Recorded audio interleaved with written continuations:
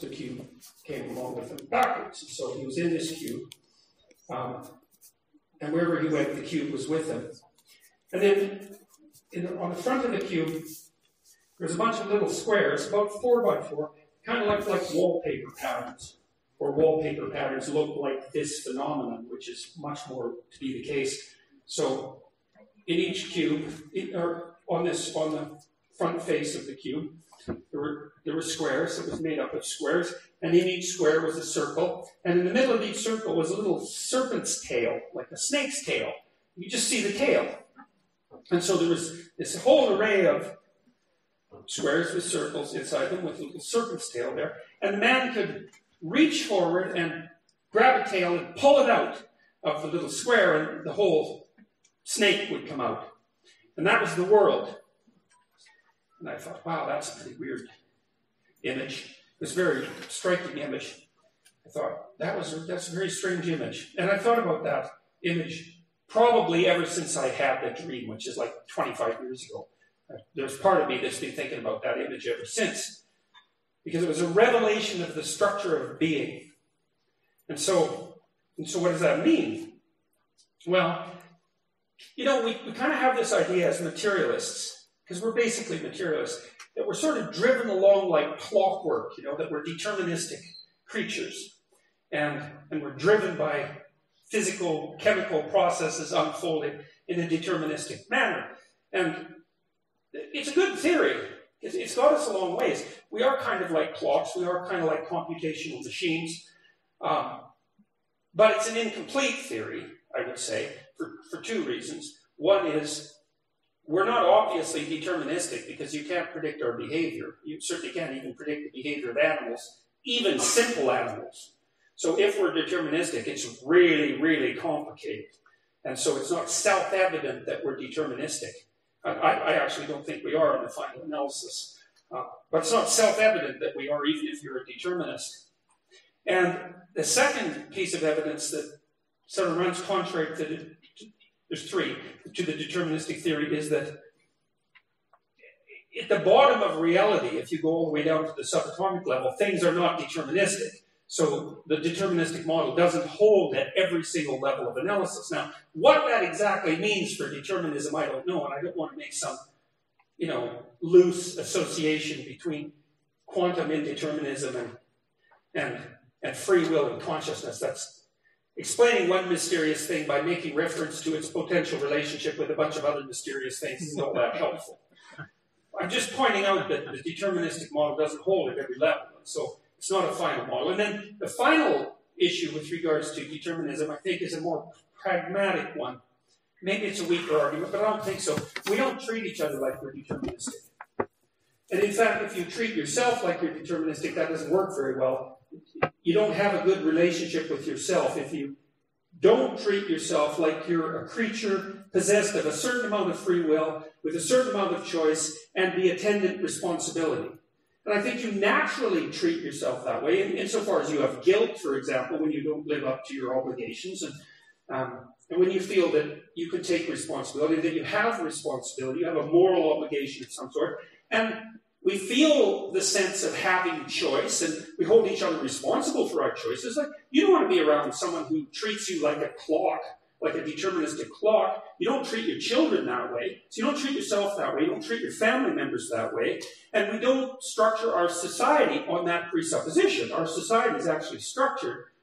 The basis of our society is the presupposition that people do, in fact, have, that are not deterministic, that we have free will, that we are responsible for our actions.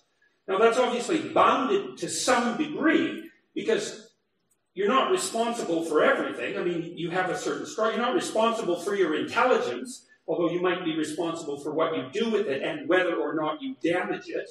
You're not really responsible for your height. Like, there are things about you that are structured that are beyond your control, but it's within that structure that you seem to have this capacity for free will. And that's what this dream was referring to, is that there's all these possibilities that lay themselves out in front of us, and we can choose to interact with them. You might say, well, why would there be a snake tail there? Why that specific image? And I thought about that for a long time too, and I hope I can explain this relatively briefly. I think that the circuit that we use, so Okay, I'll do something else first and then go back to that. So here's how it looks to me. Here's how I think that things look to us. I think that what happens when you wake up in the morning is you're not driven like a clock to move forward in the world. You wake up, and what you apprehend is a set of possibilities. You know, and maybe that makes you anxious. It probably does, in fact, because, well, there's lots of possibilities out there, and maybe there's more than you can handle. It's certainly the case if you're overstressed. But what you see is a range of possibilities that array themselves in front of you. You know, and that might appear to you in the sense of, well, what do I need to do today, or what should I do today, or what do I have to do today, or what would I like to do today, or how would it be best to spend my time? All those questions they're variants of the same mystery, which is, well, there's a lot of possibilities that array themselves in front of me, and I need to figure out how to interact with them. And I think you're doing that all the time. I'm thinking the morning, because at least for me, I guess that's when it's sort of most evident. You wake up and you think, well, how am I going to spend my day? Now, you know, you've probably routinized your day and ritualized it, so a fair bit of that runs automatically, but it's still the case. And when you're thinking and contemplating, what you seem to see is a set of possibilities in front of you with the option of interacting with them in various ways. Well, that's what the dream image represented. Now, so you have potential that manifests itself in front of you. And I think that's actually how we think of the world. Right? We're not driven by the material structure of the present so much as we are engaged in the potential structure of the future. And that's a different thing, is that in the future, what manifests itself in front of us looks like an array of potential futures. And then we can interact with that array of potential futures and actualize them. We turn them into reality. And I really think that's what we do. And so what we confront is something like chaotic potential. And through our decisions, whatever they are, our moral choices, because to make a moral choice is to choose one thing over another. That's the definition of a moral choice. What happens is that we transform that potential into actuality as a consequence of our moral choices.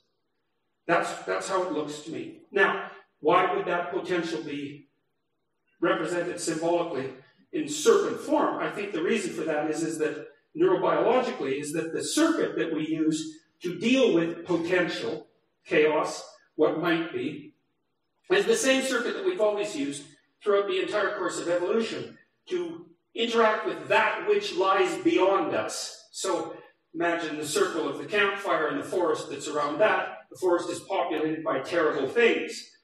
Things of potential, but also terrible things. And the circuit we use to protect ourselves against the terrible things of the unknown is grounded in the same circuit that we used to detect and protect ourselves against predatory reptiles for a 60 million year period.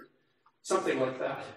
So, and that's partly why, as far as I can tell, that our great myths, the great hero myths, for example, which are very, very old narrative structures, virtually always involve some variation of the hero confronting some serpentine creature, a dragon most frequently. Dragon, I read a great book on dragons a while back. Man was trying, I can't remember the name of it, it'll come to me, but he was trying to account for the fact of the distribution of dragon symbolism everywhere in the world. He thought that a dragon was a tree, cat, snake, bird. And so when we were primates, when we were tree-dwelling primates, the fundamental things that preyed on us were snakes, predatory cats, and predatory birds. And so he thought, and then you could probably add fire to the mix, because things we lived in burned down a lot, and many of us died as a consequence. And so a tree, cat, snake, bird, especially one that spouts fire, is predator. Right? It's the image of predator itself. And so one of the things you have to contend with is predator, and the predator lurks in the unknown, and the circuit that you use to deal with the unknown, even in its abstract form, has its biological roots in the predator detection circuit. And that's solid science as far as I can tell. I mean, the symbolic element to it, the symbolic element of it is something that most mainstream neuroscientists wouldn't accept, but that's usually because they don't know anything at all about symbolism. So it's not part of their purview. So the fact that they don't see the relationship. I talked to some pretty good neuroscientists who are on board with this symbolic idea as well. So, okay, so that's really what we're like and what the world's like. The world isn't a material structure driving us forward like clocks. It's a field of potential that we all confront all the time, and that we transform into reality as a consequence of our moral decisions. And it seems to me that that's how we experience reality. That's how it manifests itself to us. It seems like we upgrade ourselves when we don't do that properly, too. And you can think about it a slightly different way, too, is that there's a potential that manifests itself in front of you that you can interact with in various ways. And then there's a potential within you that can react to that potential to master it. And we also know that because we'll say to ourselves and to people we love, you're not living up to your potential. And then hang your head and think, yeah, well, I know I'm really not living up to my potential. And, you wake up in the middle of the night because your life is constituted the way that you know it should be, and you're guilty about it, and you're sweating, and you think, God, I'm really not living up to my potential. I'm wasting my potential. It's like, what the hell are you talking about? Exactly. It's serious, this potential that you're not using. What is it? Well, it isn't anything that is yet. Right? Which is a strange thing to be concerned about. It's only something that could be. You're not manifesting properly something that could be. Well, but I do believe that is how we experience the world. And I think it's worth taking seriously, that.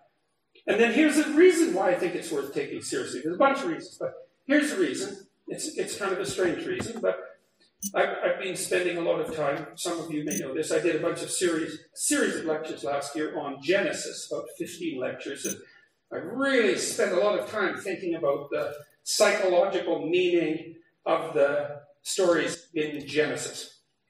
Because they're very, very old stories. And we remember them for a reason, at least because they're adapted to our memory, right? So we would remember them for thousands of years. Otherwise, they stick somehow. And so my suspicions are they stick for a reason. And I think they're kind of dreamlike. We don't really understand them, but we can't forget them. And that might mean they contain information that we don't yet understand, and that certainly seems to be the case. And so there's a strange proposition in the opening, in the first chapter of Genesis, where God creates the world. And the account is an articulated account, and then it's a narrative account, and it's a written account, but it's the distillation of accounts that were orally transmitted, for God only knows how long before they were written down.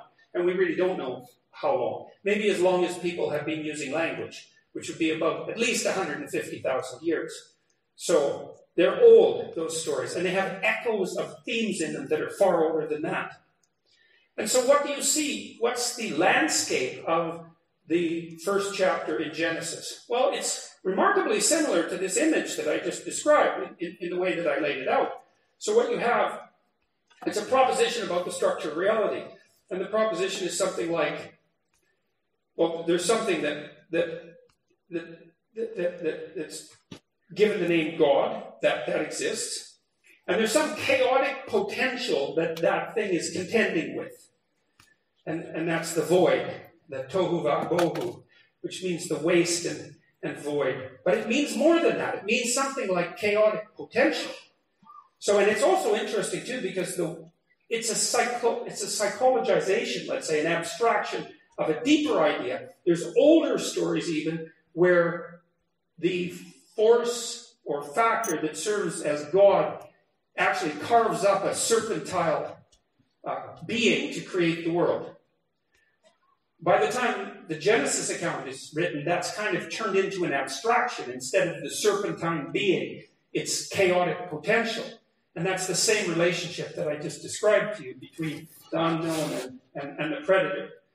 And you see echoes of this in Genesis, because God is actually described at times as having overcome a great beast of some sort to create the world. The Leviathan, for example, or the Behemoth. Both of those are are strange, deep creatures that get mentioned from time to time in Genesis. They're sort of echoes of a previous, more primordial conceptualization of the structure of the world. And so there's this element of contending with the terrible, dangerous unknown that serves as the sub-story of the creation story in the first chapter of Genesis. Now, that seems appropriate to me.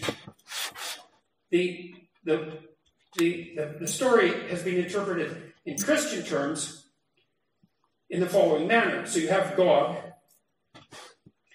the thing that does the confronting, let's say. And then you have the action of confrontation.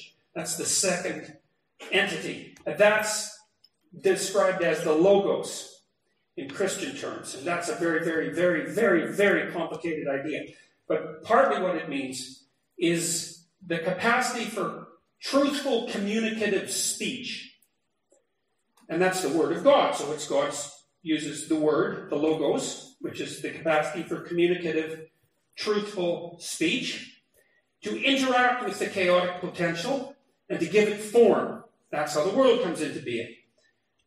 And that seems right. It seems right in that, well, you need something to apprehend, and you need something to act, and you need something to act on. And so that's the fundamental constituent elements of reality as laid out in that chapter. And then there's some interesting details that go along with that. So the proposition is there's a chaotic potential, and whatever God is uses the logos to generate habitable order out of that. And then one of the things that happens in that first chapter continually is that after God does that, he says, and it was good. And it's repeated. And the fact that it's repeated is important because you don't repeat something that you don't forget without there being a reason for the repetition. And so I think the idea is something like this. This is an absolutely amazing idea as far as I'm concerned. It might be like the most amazing idea there is. The proposition is that the habitable order that is created as a consequence of truthful speech is good. So there's an ethical element that's entered right into that. And that's really something. It's like, because there's lots of things about the world that don't seem so good. The world's a harsh place, and there's plenty of malevolence in it. And so we all doubt its utility and validity, at least at some points in our life. And we might even wonder how things went so terribly astray in our own lives, or in our personal lives, or in our collective lives. But there's a hypothesis in that first chapter that if it's being brought into being as a consequence of truthful speech, then it's good. And I think that's an incredibly useful moral guideline, because it's a proposition, eh? The proposition is, because how do you know if what you do is good or not? Like, you can sort of guess, but you don't know the full consequences of your actions, right? So if you do A rather than B, well, you're going to produce a lot of consequences because you did A, but you produce a lot of other consequences if you did B, and you can't calculate all those consequences. It's just impossible. In fact, it isn't even clear how you ever decide to act, because you can't calculate all the consequences of your actions. So we don't know when the calculations stop. We actually don't know how you decide to act. And there are people, by the way, who have neurological conditions that make it impossible for them to stop computing before they act. They often have, like, prefrontal cortical damage, and they can't do things like decide which restaurant to go to, because it's actually impossible. Because there's 100,000 reasons why you might pick one restaurant over another. And there isn't just 2 restaurants. There's like 50 restaurants. And then you get to the restaurant, how the hell do you decide what you're going to eat? Well, you do, but we don't know how. We don't know how you manage it, but you do manage it. So you're not managing the complex job of computing your movement through the world by sheer brute force computation, because it's not possible. And you make judgment about what you should do in some manner. And the rule for making that judgment, as is laid out in Genesis, is that you can just make the assumption that if it emerges as a consequence of truth, then it's good. No matter, and it's a very interesting way to conduct your life. It's actually the hallmark of faith, as far as I can tell. Existential faith, in some sense. It's like, You don't calculate all the consequences, you just tell the truth. And then you just assume that whatever happens is the best thing that could happen, regardless of what happens. And so, it's a daring way of interacting with the world. It's an adventurous way of interacting with the world, because you're not really, in some sense, you're not in control of the outcome. You have to take your chances with the truth. But then you think, too, it's like, well, do you believe it or not? Well, let's take the opposite perspective. The best possible world is going to be brought into being by you lying all the time. It's like, no one believes that. You might lie to get out of something, which is usually why people lie, to avoid a responsibility or to avoid a responsibility, or to maybe try to live in a wish, which I wouldn't recommend, by the way. So you lie. But no one really ever thinks deeply and says, oh, definitely lying about things all the time, that's how you make the world a better place. Like, no one thinks that. A psychopath might think, well, if I lie all the time, I can make the world better right now for me, but that's not the same thing at all. That's expediency. And that's not a great guide to, it's not a great guide to life. Even if you're a psychopath, even if you're successful, you have to move from place to place, because people figure you out right away. And there are very few people who are psychopathic who are genuinely successful. They get some expedient pleasure on a now and then, but it's not a great strategy. So, if you don't believe that truth is the best guide, you certainly at least know that falsehood isn't a good guide. And so I would say you probably have a moral intuition that the world that's brought into being through truth is the proper world. Well, then you think, what happens after the opening chapters in Genesis? Well, the next thing that happens fundamentally is that God creates human beings, men and women, and then there's a strange line, which is that, and they're made in the image of God. You think, well, what in the world does that possibly mean? I suppose that's part of the reason that we derive the oft-derided sense that God is an old man with a beard in the sky.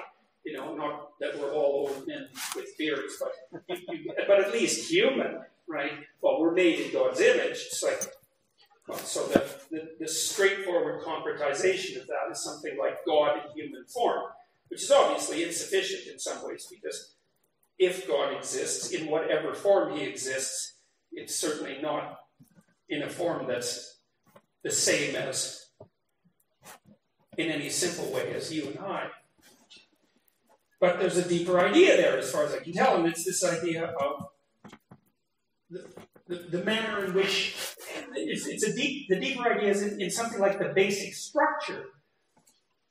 Like, if you're the thing that confronts potential and acts to make reality out of potential, and that's what God was doing at the beginning of time, then that's the equivalence of image. It's the same thing.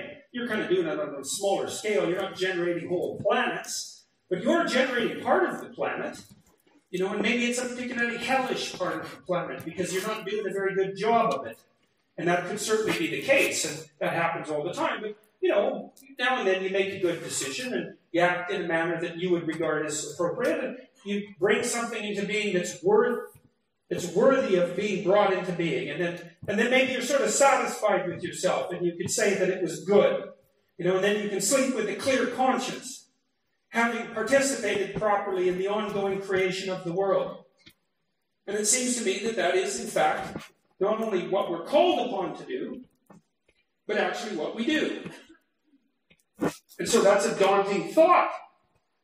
And I think that's partly why people don't like to think it, because one of the things I've thought about for a long time is, well, people are often complaining that life has no meaning, which is actually not the case, because life certainly hurts. Even if you're nihilistic and hopeless, life has a meaning, and that's suffering. So you're not getting away from that with your nihilism, man. You're stuck with the suffering. So the idea that life is meaningless, that's just wrong. You can get rid of the positive meaning by being cynical and by avoiding your responsibility, but you're not going to get rid of the suffering. And the suffering is definitely meaningful. There's not a person out here anywhere who can talk themselves out of their pain. So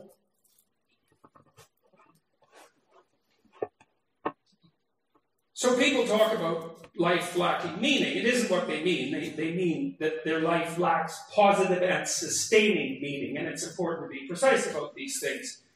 And then they're upset about that. My life has no positive and sustaining meaning, and then they feel oppressed about that and unhappy.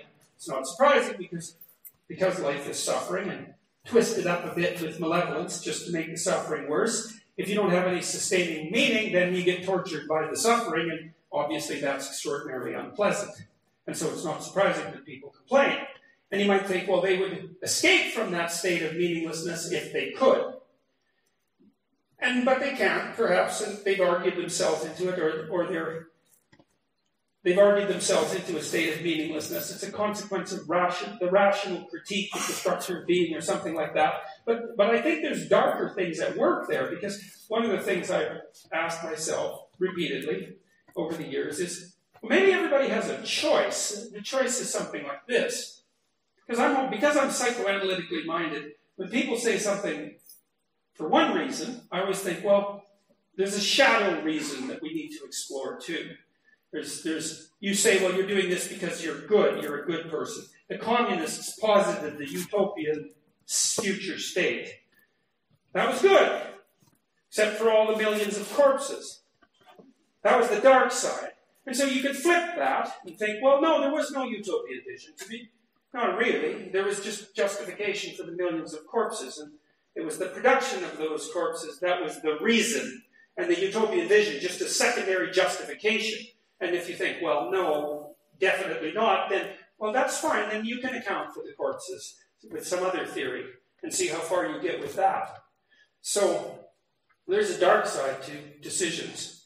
And so let's say that you're wrapped up in a nihilistic viewpoint and you're suffering because of that. You think, God, I really wish my life was meaningful. I wish there was such a thing as meaning. And then you think, okay, well, here's your choice. It's fairly stark.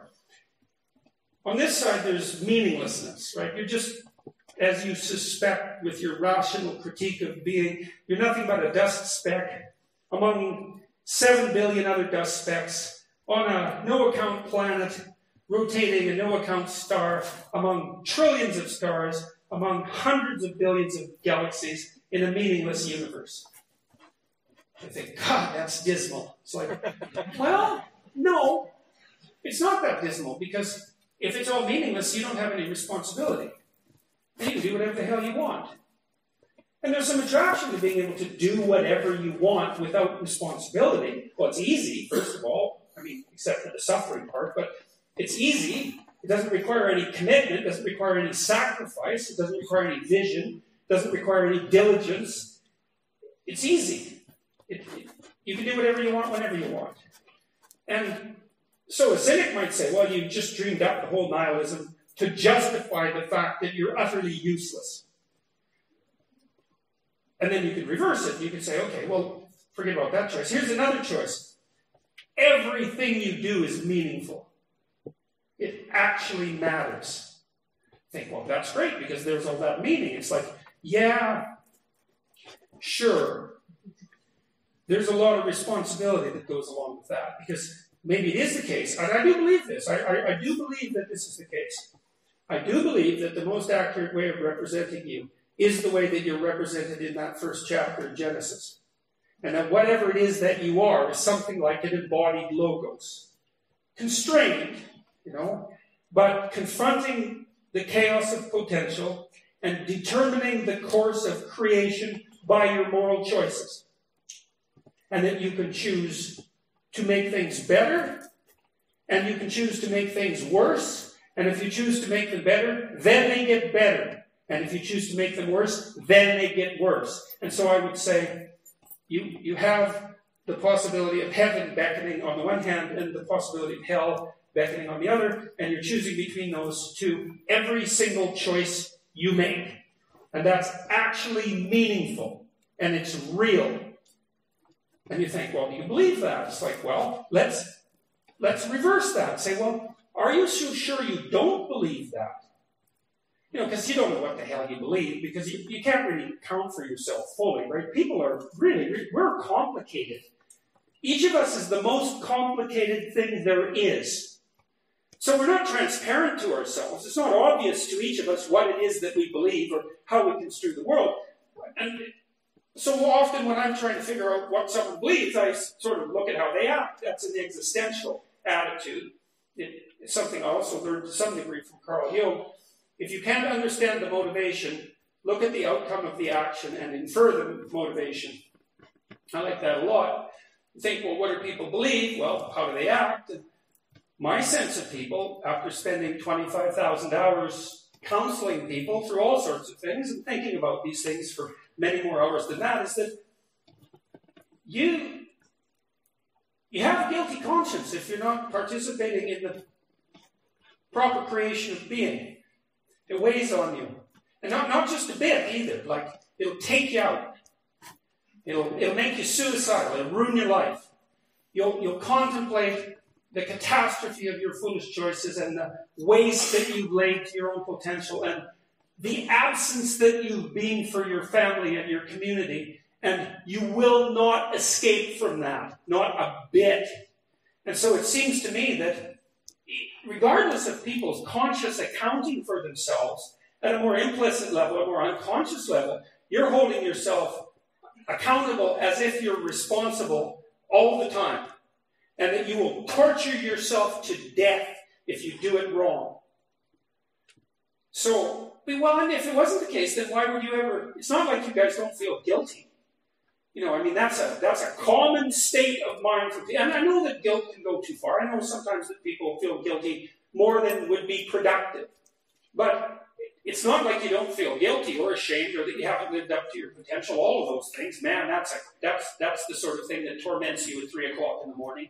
The idea of lost opportunity, you know, and the sense of falling, I suppose, in some sense that you have if you haven't done what you could with what you've been granted. So you hold yourself ethically accountable. And then you hold the people you love ethically accountable too. The last thing you want for your children, I would say the last thing, if you love them, to some degree at least, is that they live up to their potential, right? And you try to provide for them an environment that increases the probability that they will live up to their potential. And if you're sensible, you discipline your children when they're not living up to their potential, and you reward them when they are, and you're thrilled when they are, right? Literally, if you love your children, you're thrilled when they do something that's a real revelation of their potential. You know, and if you with your husband or your wife, it's the same thing. You know, if, again, to the degree that you're not locked in a malevolent struggle, and, you know, people are complicated, and we don't have untrammeled relationships with the people that we're intimate with, but by and large, what you're hoping is that that person you love, especially if you love someone, the act of loving them is actually the embodiment of the hope that the potential you see in them would fully manifest itself. I think that's actually what happens. Like, you know how, look, everybody has a soft spot for kids, I would say. But you have a particular soft spot for your own kid. And that's probably a good thing, because there's just, there you are, and there's like a billion kids, and you're not going to take care of all of them. So it might be okay if you took care of one or two, and you did a real good job of that. And then if everyone else did that, then they'd all be cared for. So the fact that you're focusing on your own child is reasonable, given your constraints. And so people are pretty in love with their children, and you might think, well, that's a kind of blindness, because why should it be, from a rational perspective, that your child is any more important than any other child, or that your child's suffering takes precedent over any other child's suffering? And, well, I think part of the answer is, well, you have limited resources, so you're going to have to focus somewhere. But another answer is, the reason that your child takes precedence over other children is because if you love your child, then that's the only child you actually see. Because I have a sneaking suspicion that if you love someone, then you see them. And the rest of the people that you don't love, you don't really see. You just see your imagination of them, or an image of them. Or, you know, you walk into... There's actually evidence for this. There's this funny experiment I'll tell you about. So it's an experiment about change blindness. So here's the experiment. So you're the victim of the experiment. You walk into a store, and you're interacting with the person behind the counter, and then the person behind the counter ducks down, and then another person pops up and continues to interact with you. And the question is, do you notice? And the answer is, in 50% of the cases, no.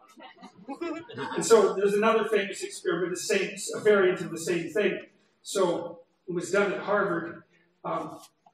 Tourist walks into the Harvard campus. Undergraduate comes up with a map, starts asking the tourist for directions.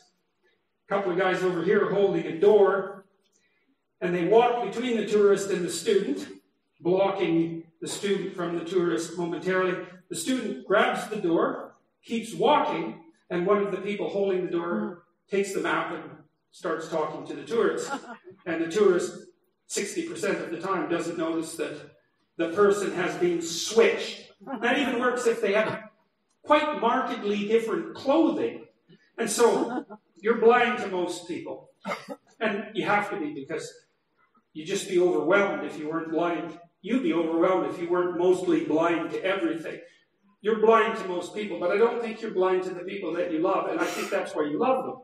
I think that what happens is that when you fall in love with someone, or when you love someone, there's a biochemical transformation. We know how some of this works chemically. And you might think, well, that deludes you, and so you're in love with this person because you're deluded. And, you might actually wonder that sometimes after you fall in love with someone. But a less cynical interpretation of that would be, no, all of a sudden the scales fall from your eyes, and you can see not only who that person is, but who they could be. And it's that thing that you see that is what is and what could be that makes you fall in love. And then to the degree that you're in love, you try to foster the emergence of that, if you can stand it. Like, it's hard because, if you and I have a very tight relationship and you're doing extremely well and, you start to manifest your potential, it's scary to me because to the degree that you have done that, then you're both an ideal and a judge, and I might feel ashamed as a consequence and then work to bring you down. And you see that in relationships all the time, even between parents and children. Less so there, but certainly it's not by notice and by competition of that sort, by no means non-existent. And so you're trying to call your children forward to adopt responsibility.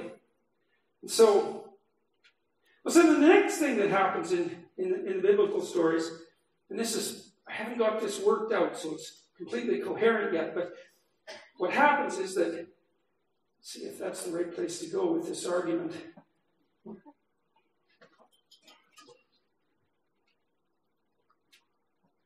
There's an awakening. So God puts Adam and Eve into this garden, and the garden has a snake in it. And that snake is the same thing that I've been talking about. It's partly this potential that exists in the world. It's more than that. However, the snake wakes everyone up, wakes Adam and Eve up.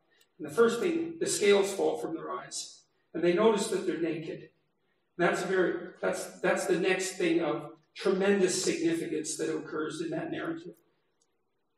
Tempted by the snake, or something like tempted by the possibilities of the world. It's a hard thing to completely comprehend. Eve wakes up and realizes that she's naked, and then she wakes Adam up. And that realization of nakedness, that's the dawning of suffering in the world. It's something like that. Because to realize that you're naked is to realize your vulnerability. And that's something that's very specific to human beings, that we fully realize our vulnerability and our capacity to suffer. It's partly because we can propagate that out into the future. That makes us unlike animals. Like, an animal suffers, but now. You suffer even now, even if you're not suffering, because you know that you're going to suffer in the future. And so you have this sense of your finitude that no other creature has. And that disrupts the structure of being. That's how the story goes. And I think that's right. I think that discovery did disrupt the structure of being, the discovery of our vulnerability and the equivalent discovery of the future. It made us different creatures. And because we're so complex, and because our consciousness in some sense plays a role in being itself, that truly is a disruption of the fabric of reality. And then God chases Adam and Eve out of paradise and tells them that they're going to have to work. And of course, that makes perfect sense too, because we are, in some sense, the only creatures that have to work. And the reason we work is because, well, you're doing fine right now, but what about 5 years from now? It's like, so you're going to sacrifice the present to the future. And that's where the idea of sacrifice comes in.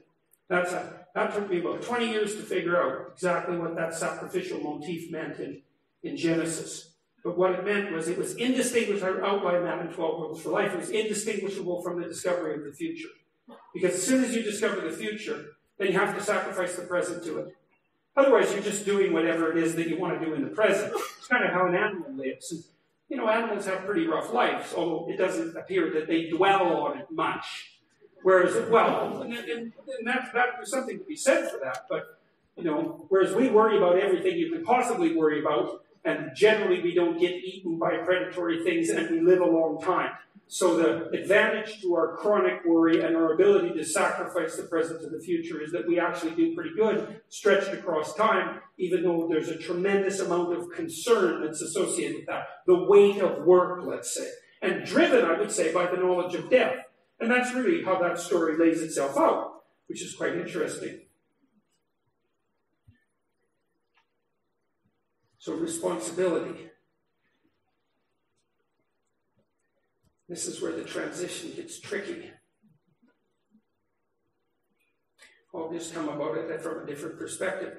So here's something that I've noticed that's really been fascinating to me as I've been talking to audiences around the world now. I've spoken at gatherings like this now about 100 times, probably, to about, I don't know how many people, 300,000 people? A lot of people. And so I've been watching the audiences, because I always watch everyone who comes, you know, everyone I can see in the audience. I don't watch the audience, I watch individual people. And I'm talking to individual people, despite the fact that it's an audience. But I'm listening to what's going on as well. And one of the things I've learned as a lecturer, who's paid a lot of attention to his audiences, is that if you're saying something particularly meaningful, then everything is silent. Right? So it's quite remarkable. You can get 3,000 people in a room or more, and it'll be dead silent.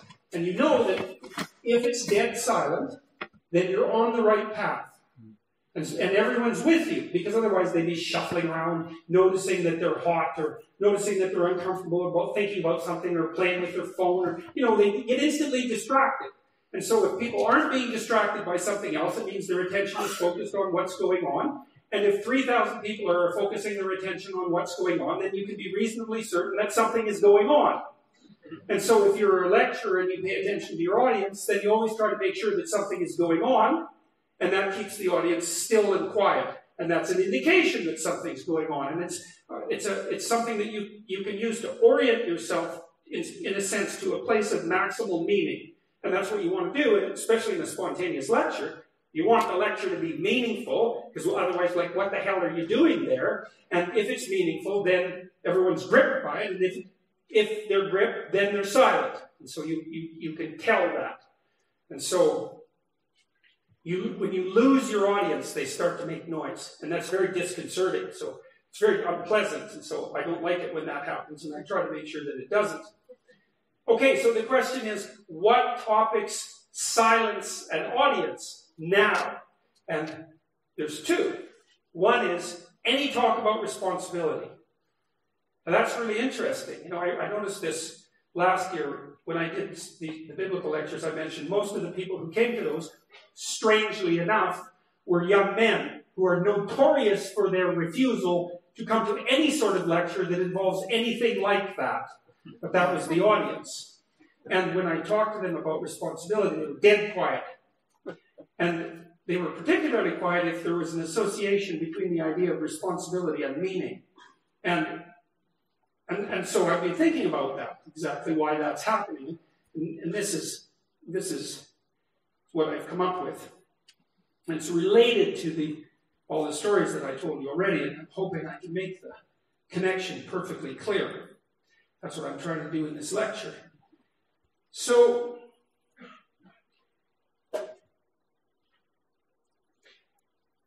it's definitely the case, this is what's laid out in the story of Adam and Eve, that if you wake up, you notice you're naked, and you notice that life is suffering, and that's very disturbing. Maybe in some sense you never recover from that. Human beings have never recovered from discovering the future, unsurprisingly. And it produces an existential problem, and one is, what the hell do you do about the fact that the future is likely to be rife with suffering? That's just a practical issue. But then there's a philosophical issue too, which is, what do you do about the fact that the future is going to be rife with suffering?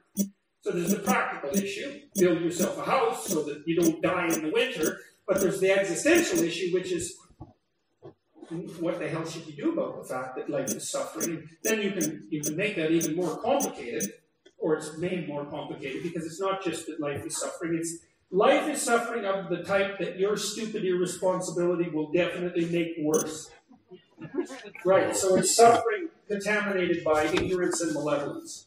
And malevolence is the worst of the duo of ignorance and malevolence. Not only will you make things worse because you're ignorant, you will make things worse because you try to make them worse. And so that's a hell of a thing to contend with too. And the question is, well, that can undo you, it can unglue you, it can make you nihilistic, it can make you hopeless, it can make you depressed. It can do far worse things than that. Because if the full weight of the world's suffering and malevolence is sort of laden onto you without your acquiescence, then, well, that makes you unhappy, and then that makes you bitter, and then that makes you resentful, and then that makes you cruel, and then that makes you vengeful, and then that makes you murderous, and there's places past that. Then that makes you genocidal, right?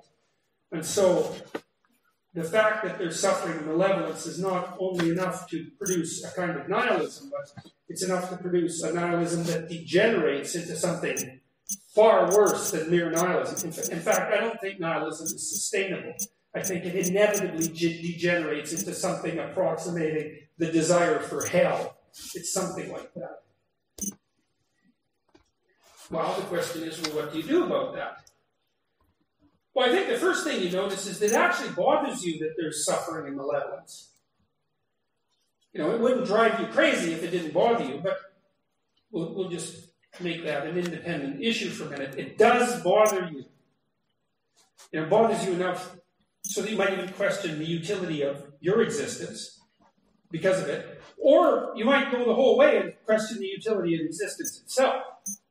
And everyone does that at different times in their life. Especially if you're faced with the intractable suffering of someone close to you, child particularly, but not necessarily just a child. You can throw up your hands in despair and think, none of this should ever be. This is so terrible that it would be better that nothing existed at all.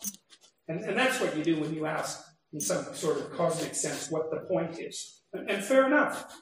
But I think you have an answer to that, because you're not pleased at some deep level about the fact of unrequited suffering and unopposed malevolence. It weighs on you. So then, what should you do about that? Or could you do something about that? And I would say, not only could you, but if you did, then that would, in some strange manner, be the cure for the problem. So, there's this idea that clinicians have come up with, sort of en masse over the last 100 years. And the idea is, if you want to get over a fear, and you want to move forward effectively in the world, then what you do is voluntarily confront that fear, no matter what it is. And that works, turns out. And virtually every school of psychotherapy has discovered this more or less independently. So the psychoanalysts figured out that if you confronted things that you hadn't dealt with in your past, that would straighten you out. And then the behaviorists figured out if you were afraid of something and you exposed yourself to that thing you were afraid of in small doses, then you'd get more and more courageous and you'd be able to get over your fear. And it doesn't really matter how terrible the thing is. So Edna Foa, who's a great clinical experimentalist, tried it out with women who had post-traumatic stress disorder. Post-traumatic stress disorder is rough, man. And they had it because they were violently raped by strangers, right? And so, what was the curative process? This occurred. You can't do this without a delay, by the way. So she made sure that her clients, the experience was in the past. More than 18 months in the past seems to be about the rule of thumb. She had them relive the experience in as much detail as possible, in as full imagination as possible, voluntarily, and hooked them up to psychophysiological recording devices to check their emotional reactivity, and then showed that the women who had the worst time emotionally while they were reliving the experiences got better faster and stayed better longer. And so what's so interesting is that in some sense, the magnitude of what you face doesn't matter. If you face it, you can overcome it. And so then you think, well, how true is that? And you think, well, look, people work in emergency wards. That's pretty damn rough. I mean, it's an emergency ward, right? There's nothing there but emergencies. And so that, by definition, that's about as rough as it gets. And yet, people can do that, and they have lives. I mean, it's stressful, but they go to work every day, and they do that. And people work in morgues, and there are coroners, and there are first responders, the paramedic types and all of that. And there are people who work in palliative care wards. That's pretty damn rough, because you're caring for someone and you form a relationship with them, or you're not a very good palliative care nurse. And definitely they die, usually within a couple of weeks. But yet, my sister-in-law is a palliative care nurse, and she just keeps on cruising. She's good to her kids. She's good to her husband. She's a good person. Weirdly, it's produced more appreciation for life in her. And I wouldn't say that's necessarily inevitable, because those jobs can be very stressful, but there she goes to work every day, so that's quite something, that she's so damn tough that she can face it dead on voluntarily. And so then there's that possibility, which I think is an actuality, that despite the fact that there's this suffering and malevolence at the bottom of the world, which is enough to corrupt you because of its existence, if you turn around paradoxically, and you decide that you're going to accept the challenge of confronting that, then all of a sudden you find out that you're the sort of creature that can do that.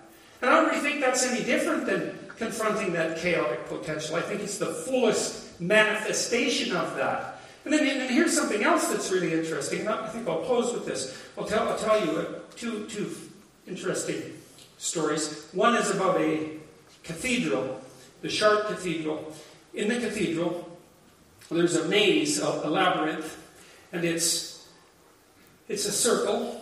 It's divided into four, northwest, east, and south. So it's made out of quadrants. It's quite big. I think it's 52 feet across. And it's a symbolic pilgrimage to the holy city, or to the center of the world. And you do that if you can't go on a real pilgrimage. And see, you go on a pilgrimage and you go places you haven't been, right? That's the whole point of going on a pilgrimage, especially if you're from a medieval village and you've never been anywhere. You go out of your village, you go out into the world, you go to Jerusalem. By the time you come back, like Bilbo Baggins, you're not the same creature, right? You've had your big adventure, and you're not the same creature anymore. So the fact that you've gone out on that adventure and pushed yourself up against the world means you're informed in ways you wouldn't have been, and you're transformed. And so that's the purpose of the pilgrimage. And that transformation is what takes you to the heavenly city. You might be doing it geographically, but you're doing it metaphysically and psychologically at the same time. Maybe you can't do that because you can't afford a pilgrimage, and so you have to walk the labyrinth. And so this labyrinth is constructed as the central feature of this great cathedral. And you enter it on one side, and then you walk through it. But you don't just walk right to the center, right? Because you don't get to the center by walking straight to the center. Partly because you don't know where the center is. And maybe that's because the center moves. It's something you have to discover in the confines of your own life. And so how do you get to the center? The answer is by going everywhere you possibly can. And so you walk the labyrinth, and you walk every quadrant. You walk every square inch of every quadrant. And by the time you're done, you're in the center, and that's the center of the world. And you're fully informed because you've been everywhere, because you've taken on all the responsibility there is to take on, and that's made you way more than you were. You think, well, some of that's just a matter of learning, right? And you know that, the more skills you acquire. I've never acquired a skill that didn't turn out to be worthwhile, even if it didn't produce the consequence that I had intended. Right? To push myself up against some limitation and to try to transcend that has produced a transformation that I regard as, that I've come to regard inevitably as useful. And sometimes it's because I have to leave parts of myself that aren't useful anymore behind, which is also a form of sacrifice, right? To let go of what you shouldn't be and leave it behind. Well, so you get informed by interacting with the world, and the more you determine that you're going to take on the burden of the world voluntarily, the more informed you become, and the better you become at being able to take on the burden of the world, and the better you are at acting in a manner that reduces the suffering and constricts the malevolence, thus solving the original problem. But there's even more to it, and this is something that's only been discovered in very recent times. So it turns out that if you put yourself in a new situation, first of all, if I stress you involuntarily, you tend to react with defensiveness and fear, and you produce a lot of stress hormones, and it's hard on you. But if you take the same challenge on voluntarily, your psychophysiological response is completely different. Right? So you don't produce stress hormones in levels that will damage you. So even though the objective burden is the same, the subjective consequence, even manifested materially, isn't the same. So it's different to hoist a load voluntarily than it is to have it thrust upon you. And so the question then might be, well, what size load should you bear? And I think the answer to that is the biggest one you can possibly carry, because that will ensure that you know that you have something meaningful to do. In any case, if you put yourself in a new situation, this is what happens to you neurologically. This is so cool. New genes turn on and code for proteins that haven't been coded for before. So it's like you have a tremendous biological potential locked in your genetic code, but it won't manifest itself unless you push it. You're not going to unlock those boxes of potential, let's say. And God knows what you'd be like if you unlocked all of that. Those things will not unlock without the demand. And the demand won't occur unless you put yourself beyond where you already are. And so you say, well, there's suffering in the world and there's malevolence, and that's your problem. And you know it's your problem, because if you're not doing a good job of ameliorating the suffering and constraining the malevolence, then you're going to torture yourself to death with guilt and shame. And it's definitely your problem.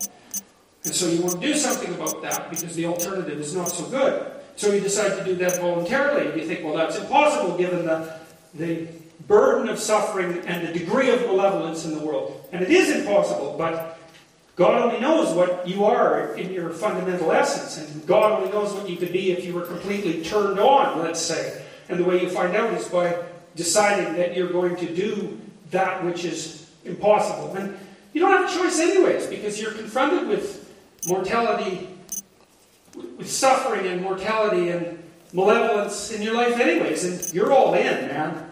Like, you staked yourself on this, right? This is life or death situation for you, just like it is for everybody else. And so the question is, well, what would you be like if you played that to the full? And so I think what's been making the audiences quiet, and this is, I think, something that's extraordinarily useful to know, is that, well, you need a meaning in life to sustain you through the catastrophe of life. Because otherwise life is just stupid suffering. And that produces degeneration. It's not a good thing. It's not a static thing. It goes from bad to worse. You need a meaning in life to sustain you through that. And the meaning is to be found in, not in impulsive pleasure, and not in your rights, and not even in your freedom, but in your responsibility. And so, because if you think about this, you know it too, because if you think about those times when you're actually okay with yourself, and maybe you're even pleased with yourself, let's say, you know at minimum there's some things that you've done. At minimum, you've taken care of yourself, right? You're not a burden to someone else. That's at least something. So you've taken on enough responsibility, so you account for yourself, and then maybe you've gone a bit above and beyond the call of duty, and you're also taking care of your family, and maybe if you're really pushing the boundaries, you're taking care of yourself and your family in a way that's actually beneficial to the community. And so when you wake up at 3 in the morning, you can think, well, God, at least I did that. It's like, well, that's something. And then you think about the people that you admire. You know, you admire people who take on responsibility. That happens spontaneously, right? It's not something you necessarily choose. If you look out at the world and if you're reasonably mature, you look at people and you think, well, that person is bearing up under the strictures of their existence quite admirably. And you feel an impulsion. You feel impelled to copy that, to imitate that. And that's the compulsion towards the manifestation of a higher moral being.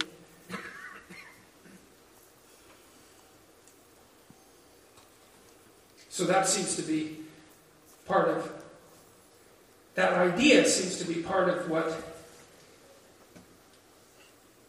has attracted people to my online lectures, because that idea runs through them. It's something like, well, you have to have the meaning in life. And the meaning is a real thing. It's a real thing. And it manifests itself when you take responsibility for the inadequacies of being. And it's that willing to take responsibility for the inadequacies of being that should inform the manner in which you interact with that potential. That's the moral choices that you're making, as you see this chaotic potential that manifests itself in front of you. And what do you want to do with that? You want to make things better. That's the meaning, right? And that is, I think, our participation in creation.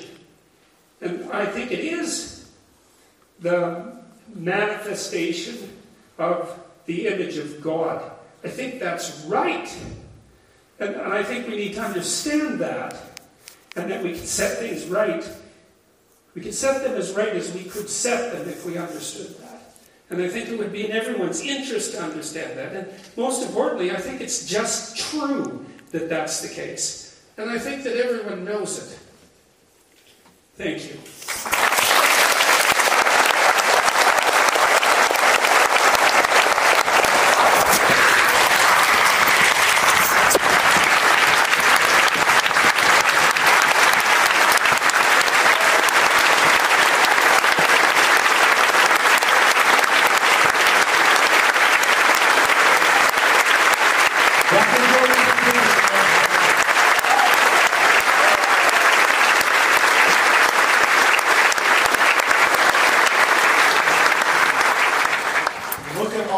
Standing up straight with your shoulders back. Very nice. Before you go home and clean your room, stick around. Dr. Peterson will be right back to answer some of the questions that you submitted online live tonight. This has been amazing. That was just an amazing, every night, very different. I've been on tour with them. This is probably the 49th show, I believe. Every night, the lecture is very different. We still have 6 shows left here in Canada. We go on a U.S. tour. 30 shows in the U.S. starting in September. Back to Europe for 12 shows, I believe. We hope to be going to Australia, New Zealand, back to the States again next year. It's just amazing. This is just the beginning of a real movement. So you guys are in on it very early. So appreciate you being here. Very much.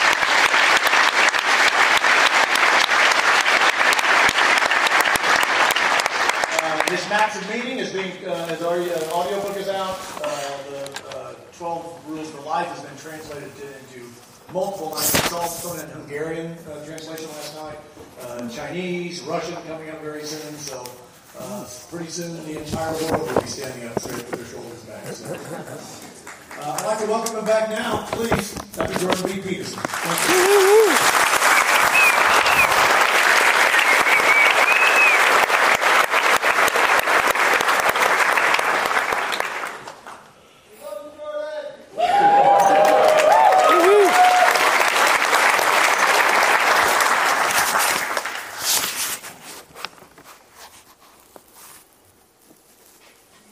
Well, this is Ottawa, so I might as well start with this.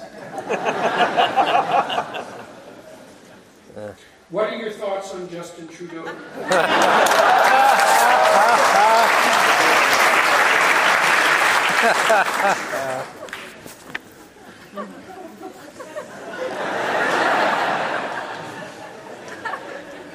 Okay, so when Mr. Trudeau first appeared on the scene and was contemplating high-level public office, I had my misgivings, and there was a reason for that. I felt that it was inappropriate it is inappropriate to capitalize on your unearned fame when you're competing for a position of responsibility. And I felt that because Pierre was perhaps the most famous Canadian politician of the last 75 years,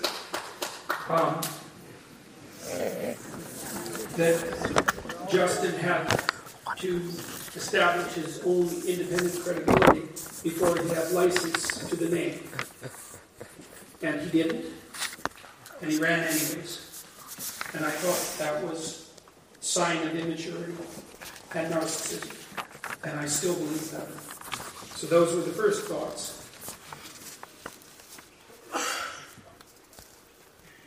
He's charming, and he's good looking, and he knows how to behave in public. And those are non-trivial advantages. But I don't see any evidence that he has the depth of character necessary to occupy the position that he's chosen to occupy. And I think one of the manifestations of that, there's a couple further pieces of evidence.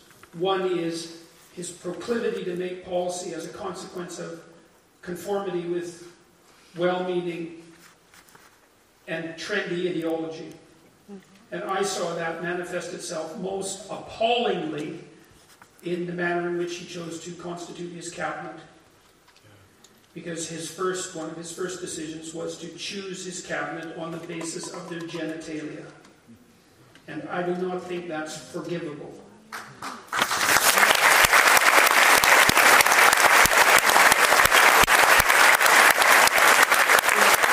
His responsibility was to go through the people that were elected along with him and subject them to the appropriate acid test and to pick the most qualified people, regardless of any of their non-relevant characteristics. Right? And that's actually the critical issue when you're selecting for an important role in a non-prejudiced manner.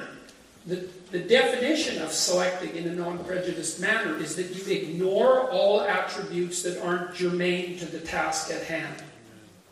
And sex is not one of them.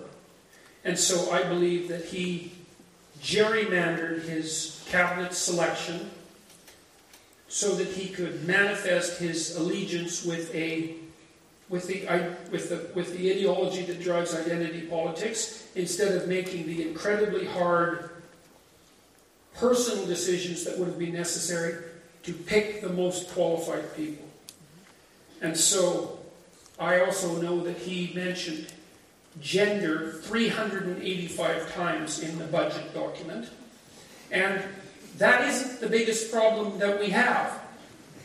So I think that he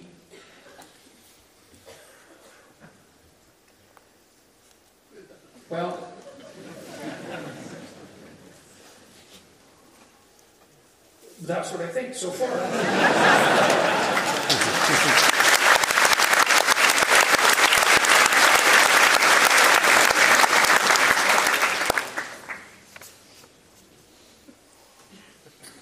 I'm a 25-year-old ambitious woman with no parents and no siblings. I feel lost, lonely, and scared, even though I'm professionally successful. Well, that's not surprising. I mean, you explained why instantly in this question. You know, you have no parents and no siblings, so you're alone. It's no wonder you feel lonely. I mean, you are alone, and that's a very precarious position.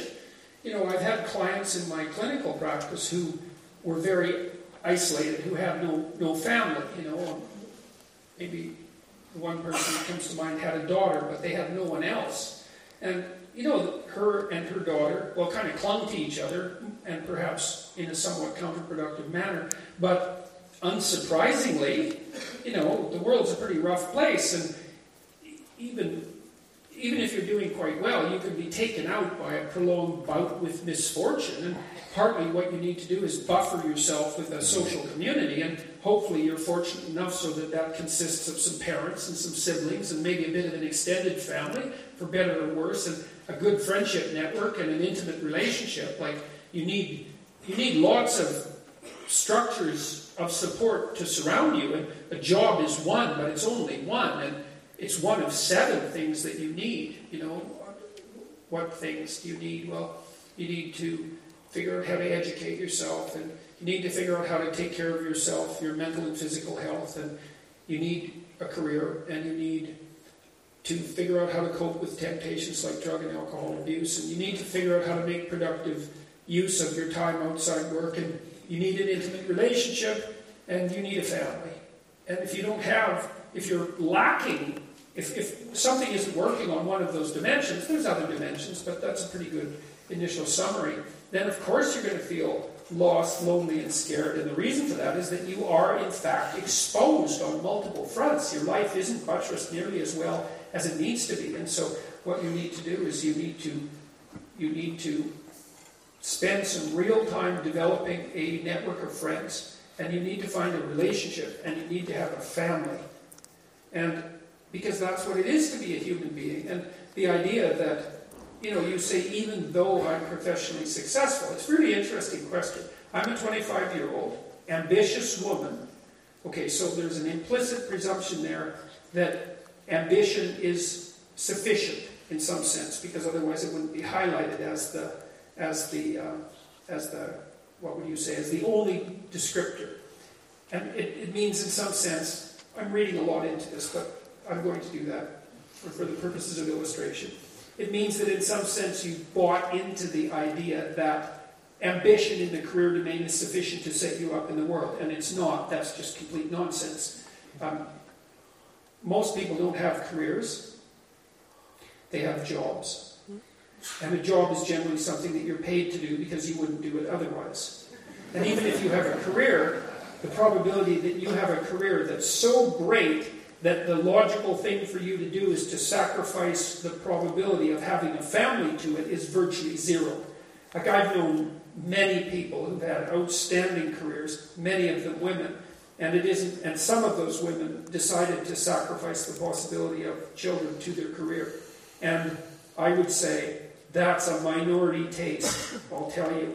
And it isn't obvious to me that for most of them that was a good decision. Now, that's something you tend to discover only when it's too late.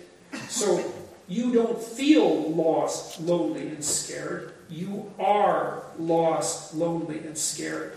And that's a big difference, because sometimes people come to me in my clinical practice and, they say that they're depressed. And then they tell me about their lives, and their lives are absolutely terrible. And I think, you're not depressed. You have a terrible life. Look, this is different. Here's what it's like to be depressed. You come to me and you say, geez, I don't know what's wrong. I have some kids and I love them, and I've got a husband or a wife, and that's working out as well as you could expect. And I have a job, and it's a pretty good job. I can't imagine doing something that would be better. And I'm pretty healthy, and yet, God, I just feel terrible all the time. I'm gloomy, and I worry about everything, and I wake up in the middle of the night, and I can't sleep properly, and you're depressed.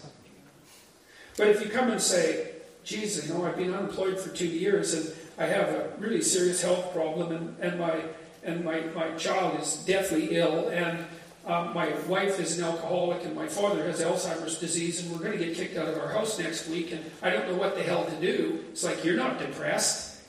I mean, you might be depressed too, but it's no wonder. It's like, no wonder you feel terrible. That's terrible.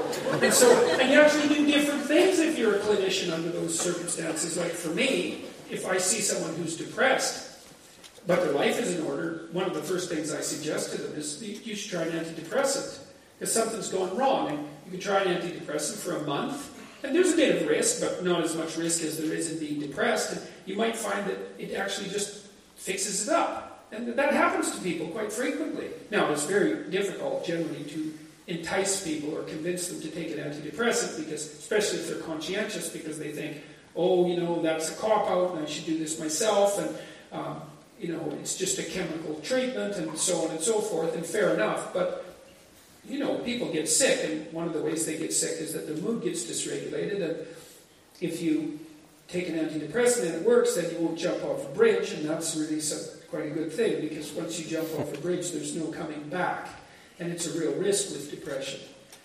And then if you just have a terrible life, it's like, well, you do something completely different therapeutically. You still might recommend an antidepressant, because maybe it'll take a bit of the edge off, but then you start helping the person put their life together to the degree that that's possible. And so I would say to this 25-year-old ambitious woman, you're too alone in the world, far too alone. You need some friends. You need a network at work. You need to develop your social network. You need an intimate relationship. And in all likelihood, you need a family.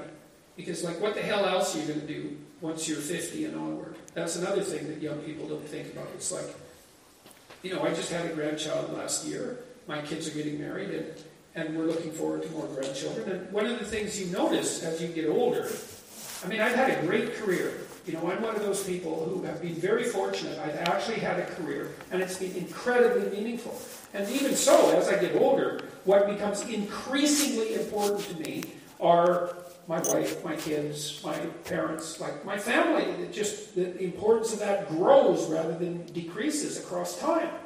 And, I'm hoping when I'm 70 that I'll have grandkids, and I'll be surrounded by people that I love, and that's one of the places that you find the deep, sustaining meaning in life. So, career ambition is not sufficient, not by any stretch of the imagination, and we should stop lying to young women about the structure of the world, because we certainly do that, and it's really too bad. So, all right. What do you think about people putting you on a pedestal and agreeing with everything you say? Well, I wouldn't say that people agree with everything I say. That's the first thing. It's a good, because I've certainly been, what would you say, exposed to plenty of resistance to what I've said, or more accurately, what people think I've said. When they don't pay any attention to what I've actually said. But there's a serious, even though the question is, what would you call it? It's incautious in its formulation. There's something real about the question. There's a real danger in that sort of thing, being regarded as an authority, let's say. So what do I think about that? It's more like, what do I do about it? And what I do about it is pay attention. I watch the YouTube comments. I watch the Twitter comments. I keep an eye on social media. I look at the memes that people are generating of me. And there's lots of them. And the memes are actually really useful, because they're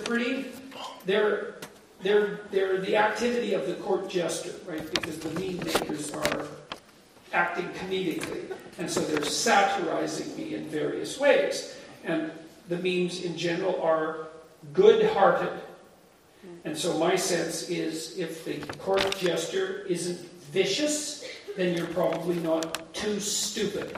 And so I'm watching that to see that the satire stays lighthearted, because that means that I haven't made any particular egregious mistakes. And then I've also been very careful with what I say, and continue to be very careful with what I say, because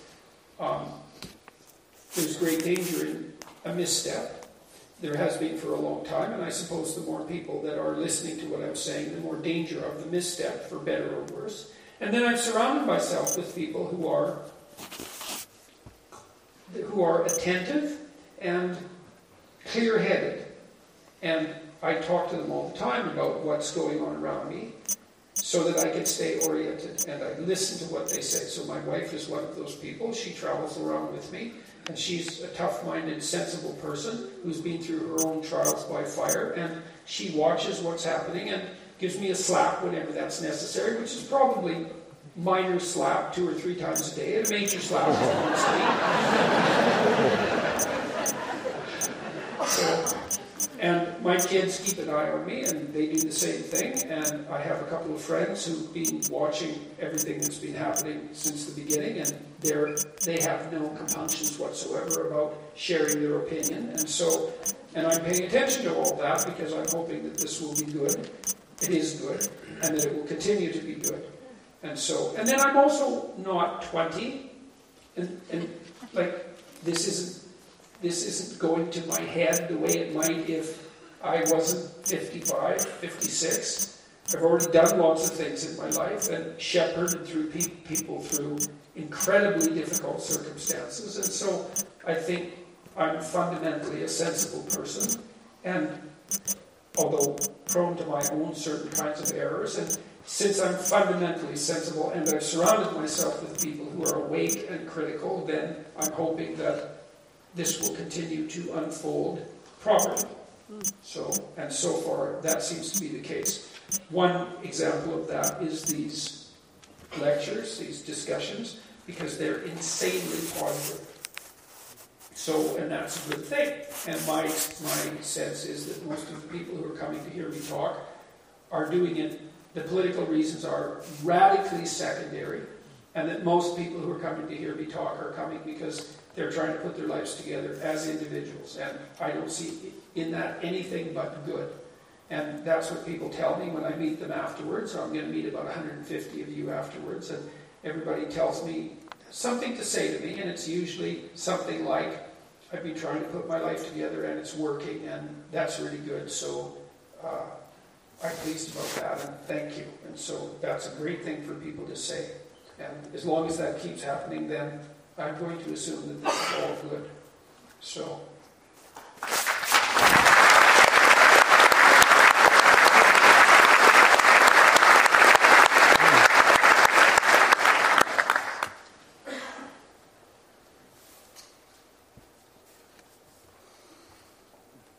Anonymous, do you have any advice for a young woman who's smart, beautiful, and successful, but who can't find a man?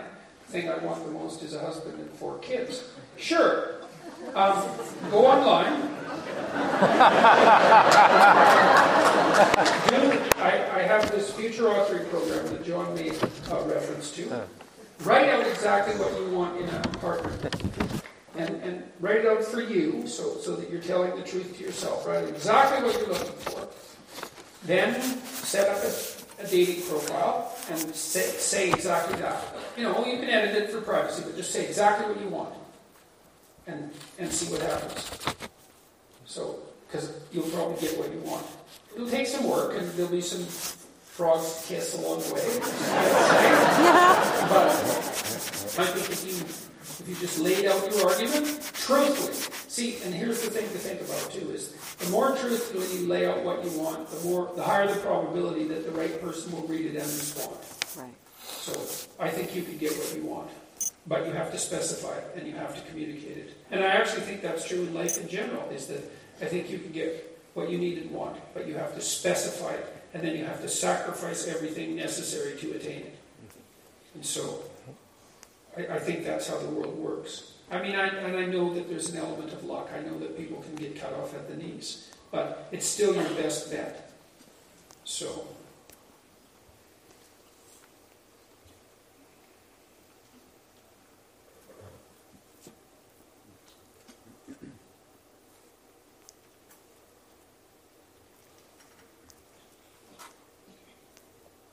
Which books have you read on Jung exactly?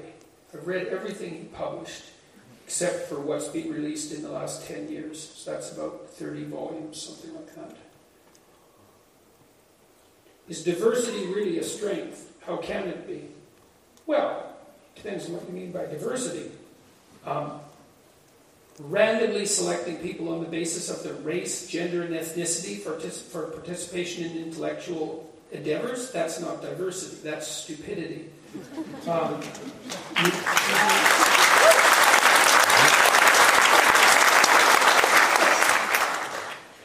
But there's lots of forms of diversity that are a strength, because people bring different talents and abilities to the team. You can match those talents and abilities to the situation. I mean, I can give you an example of diversity as strength. It's a good political example. So we've learned over the last 30 years that what the fundamental elements of human temperament are. It looks like we're kind of 5-dimensional. People differ in extroversion, which is assertiveness and enthusiasm. They differ in neuroticism, which is withdrawal, sort of fear, and volatility, defensive aggression. They differ in agreeableness, that's compassion and politeness. They differ in conscientiousness, that's industriousness and orderliness. And they differ in openness to experience, which is basically creativity and interest in ideas. And if you want to find out what you're like, by the way, sort of objectively, you can go online. I have this personality test at a site called understandmyself.com, and it'll give you your position on the 5 basic factors and then the 10 aspects that I also laid out. And it's useful and interesting. You might want to even do that if you have older kids. It's useful to do that with them because you'll find out things about your kids that you didn't know. I had my kids do this test several times when I was developing it, and I kept learning things about them. I thought I knew them really well, and I suppose I did, but I was still surprised by elements of their personality that I hadn't seen. So, one of the things we've learned as a consequence of laying out the structure of temperament is that there's a relationship between temperament and political belief.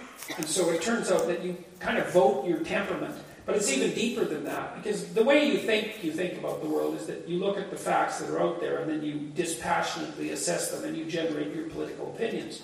But you do that a little bit, but not very much. Not unless you're really educated politically, and almost no one is, including me.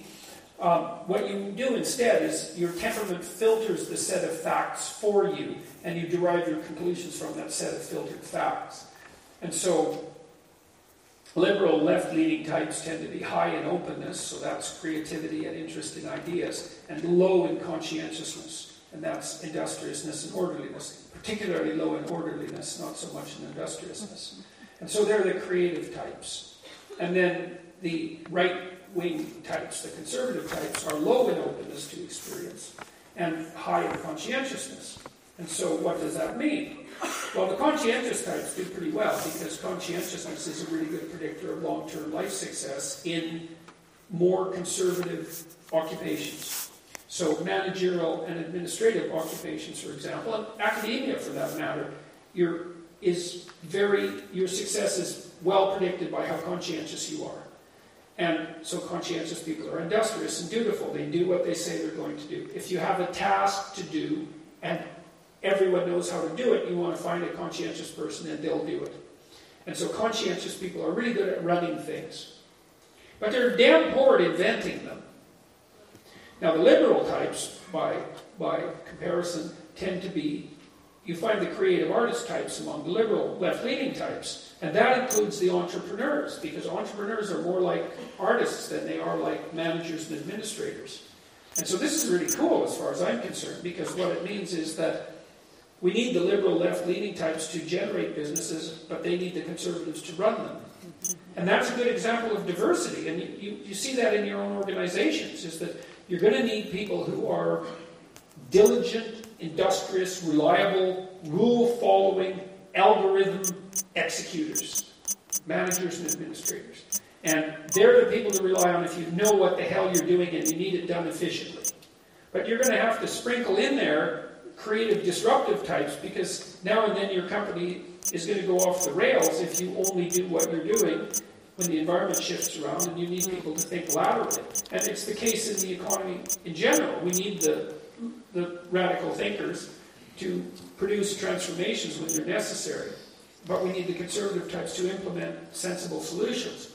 And then the purpose of the political dialogue and the reason for the necessity of free speech is so that these two temperamental types can communicate to keep everything in the proper center. Like the center moves around, where you're supposed to be. Sometimes you need more conservative approaches, and sometimes you need more radical approaches. And you don't know which of those solutions is correct, and so the way you figure that out is by talking. That's why free speech is one of the reasons why free speech is fundamentally axiomatic. You can't have a successful polity without free speech, because you need the different temperamental types to communicate to solve the current problems of the day. And so that's a really good example of why diversity is necessary. It's horrible because, the liberal left-leaning types, they view the conservatives with suspicion because the conservatives are always hemming them in and boxing them in and keeping the borders tight and making everything organized, and drives the liberal types crazy. And then, of course, the conservative types can't stand the liberals because they're always breaking down boundaries and violating barriers and and arguing for the free flow of everything and murking everything up and coming up with all sorts of cockamamie ideas. Well, this is the thing about creativity. Like, first of all, if you're creative, you're probably poor.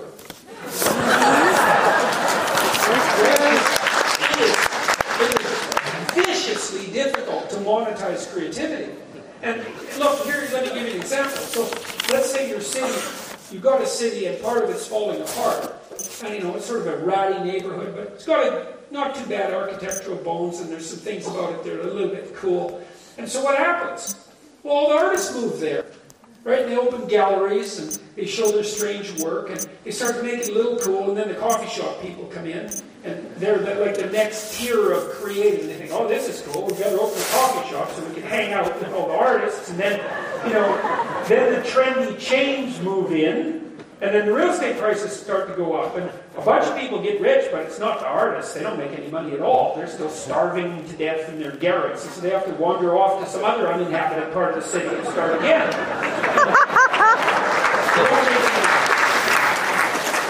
You can't make any money as a creative visual artist. You can't make any money as a musician. You can't make any money as a sculptor or a dancer or an actor. Like, you're going to be poor, and really poor, and probably miserable. Except for a tiny fraction of people who will become fantastically successful. And so creativity is a high-risk, high-return game. And the probability that you'll fail is almost certain. But now and then you'll succeed spectacularly, and what you do will change the whole world. And so part of the reason that the conservatives are skeptical of the creative types is because they think, most of those ideas are stupid and dangerous. And that's absolutely true. Stupid, dangerous, and counterproductive. Except for the tiny minority that are absolutely crucial and vital. And that's the problem that we have in adapting to the world in general, right? Is that we've got some things that are working. So the managers and the administrators, the conservative types, are beagling away, making those things work. But the whole environment shifts on us, and then we think, we need a radically new idea to adjust our society. So then we have to generate like 1,000 radical ideas, most of which are just absolutely catastrophic, but one or two of which are absolutely vital. And then we have to do the terribly difficult process of sifting through all that chaff to pull out the wheat. And that's what we do in our honest political dialogue, at least in part. And there's no solving that problem. It's a permanent problem, which is why we have to be alert and awake, and we have to talk freely, because that's how we solve that emergent problem. And so that's diversity. So, can a capable but extremely shy person overcome their social limitations to do well in the workplace on their own, or do they need professional help? What kind? Well, first of all, I would say that you're already 80% of the way to solving your problem, because this is a truism for therapy. You can't. If you already know you have a problem and you want to overcome it, then you're like 3/4 cured. And then it's a good time to go see a therapist. Now, why would you see a therapist? Well, you have a problem. You say, you obviously know that you have some social limitations, and that's interfering with the full manifestation of your capability. And so I would say, find a behavioral psychologist. Find one who's trained at an American Psychological Association approved school, who has a PhD with a research background. Because that person will, at minimum, be intelligent. And the reason for that, there's a reason for that. The reason is that they went to a clinical program, like a clinical psychology program, and they're damn hard to get into. Like, you have to have a grade point average that's 8+, and you have to have done very well on a standardized test. And so that means, at minimum, that you're smart. So that's a good place to start. So find someone like that, go talk to them, see if you can talk to them, if you can, and if they'll listen, that's good. And then you can make a plan for expanding your social ability. And it's complicated. So if you're shy, you're probably not very extroverted, and you might be a little higher than average in neuroticism. That would make sense. So you're not outgoing and assertive, and you're afraid of people. That's the real double-barrel shyness. And so then you could go talk to someone and make a plan. And if it's interfered with your professional development, especially if you're really capable, then yeah, you can overcome it. Like, introverted people can become very socially skilled, but they have to do it consciously. And they have to do it programmatically. And you can do it on your own. Like, you could decide that you were going to take someone out for lunch once a week or twice a week. And you could make a really concerted effort to expand your social network. But I would say it'd be easier to go talk to someone about it. And not to talk to them because you have a psychological problem, which is why I'd see a behavioral psychologist, because they're very good at strategic planning. That it's a practical problem, is that you're not social enough to make full use of your talents. So fix it. And it'll take like 2 or 3 years probably to get really good at it. I had a client who was extremely shy. She couldn't, even though she was seeing me in this therapeutic relationship, when we first met, she wouldn't go and have coffee with me at the little coffee shop downstairs, because that was like an exposure exercise. Let's just go sit and have coffee. It's like, no way she wasn't going to do that. And she ended up she did stand-up comedy. Yeah, wow. So that's a hell of a transformation, man. And so you can get a long way. You can get an awful long way with diligent effort and incremental improvement. So I would say, go talk to. What have you got to lose, man? A couple of hours, a bit of trouble. You could go talk to someone and formulate a plan to develop your social ability, and it would work. If you practice it, you'll get good at it, and you'll never become extroverted. And people will probably always wear you out to some degree, because that's one of the things. You know if you're introverted if you go out to a group of people and you get worn out. Because if you're extroverted, you just get more and more excited about the fact that there are people around you. If you're introverted, you think, oh God, I got to go and recover. That's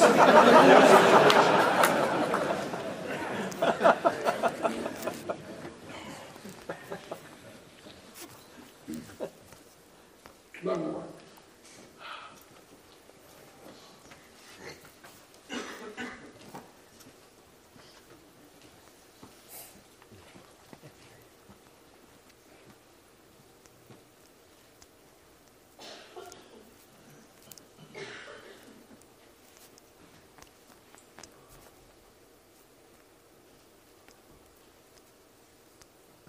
Okay, so this is kind of similar here.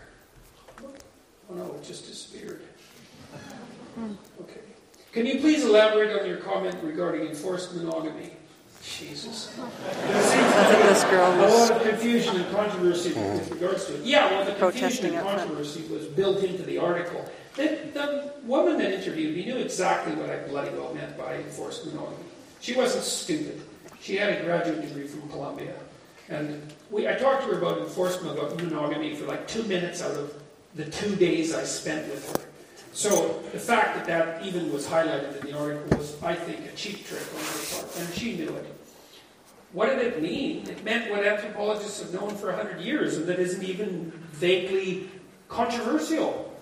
Societies all over the world tend towards the enforcement of monogamous social norms. And the reason for that is that it's the best structure for kids. That's the fundamental reason, because it's better that kids have 2 parents. And the research data on that is perfectly clear. And that doesn't mean that every single parent is doing a bad job.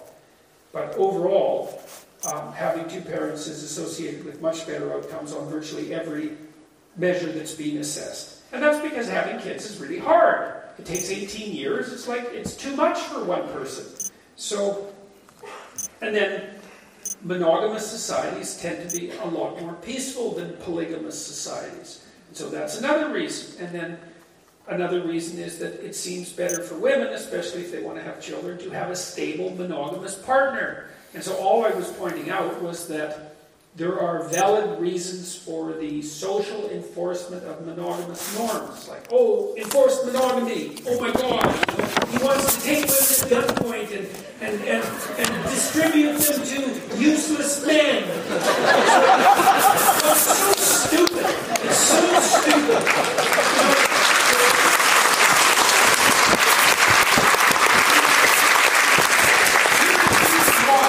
Here's why. No one wants to do that. No one. There isn't a human being who wants to do that. So if you're going to go after someone to pillory them, at least accuse them of holding a view that someone actually holds. Well, you're a useless man, I suppose. So, anyways, most of that's died off. It was so ridiculous, I just couldn't believe it. So, but there's been lots of ridiculous things that have happened, and that was definitely one of them. So, all right, that's probably good.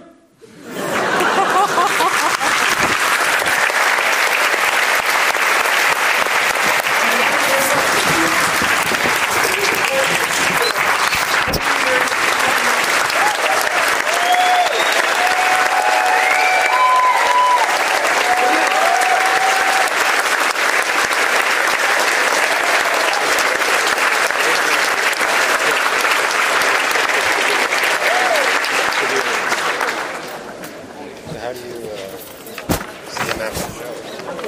I think he's only the VIP said he's